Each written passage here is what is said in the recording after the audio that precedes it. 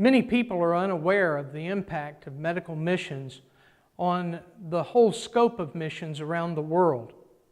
Of course, the first true medical missionary came from heaven. His name was Jesus. He preached the gospel in all the cities and the villages, and then He healed every manner of sickness and disease. He was truly the first God-sent medical missionary. Of course, there have been many men who have also taken this role in missions work around the world. Possibly the greatest missionary of all time, the greatest explorer missionary, was Dr. David Livingstone. David Livingstone's medical accomplishments are well known.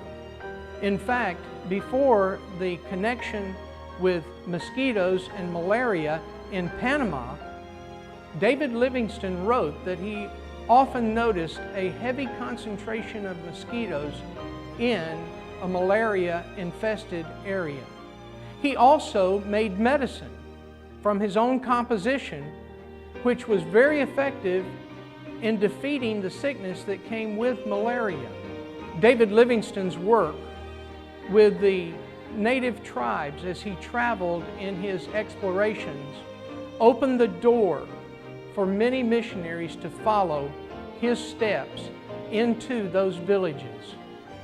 Then, of course, there is possibly the most famous missionary in China, Hudson Taylor.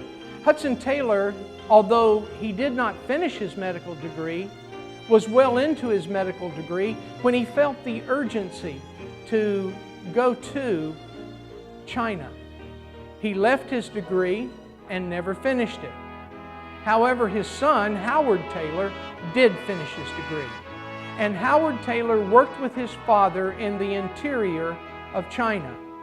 Possibly the most famous missionary of all time is William Carey.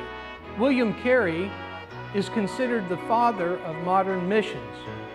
While in London, he met a missionary, a medical missionary to India, who was underfunded. He immediately took the funding for that missionary and took him to India to help him with all the work that he did there. In the 1960s, Vic Olson, a very gifted surgeon, went to East Pakistan to start a hospital. Later, he went to Bangladesh and became a very instrumental person in the work there for ABWE. All through the time of missions, there has always been medical missions. Medical missions is the very heart of Jesus Himself.